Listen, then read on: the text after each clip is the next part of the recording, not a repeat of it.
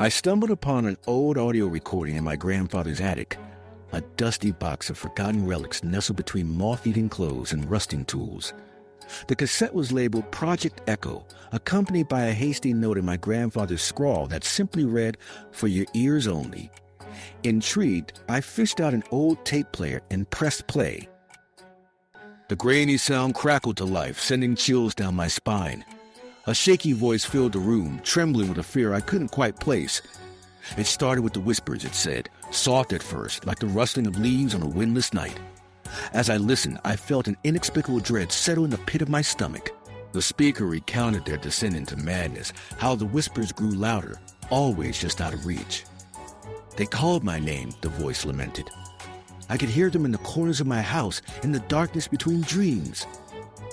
With each passing minute, the sound warped into a cacophony of unintelligible murmurs.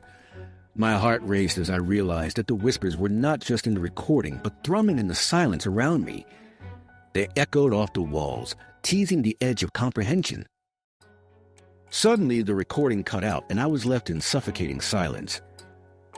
I glanced toward the attic door, a heaviness in the air forcing my breath shallow. Was it my imagination, or was something shifting in the shadows?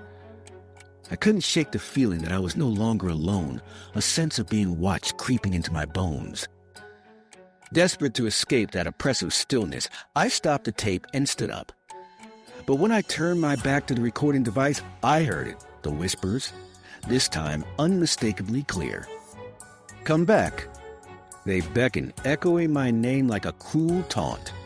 As I backed away, a cold draft swept through the attic, extinguishing the feeble light. In that moment, I realized my grandfather hadn't just recorded his descent into madness. He had awakened something inside that attic, a dark, insatiable echo that craved a new voice. And now, somehow, it had found me,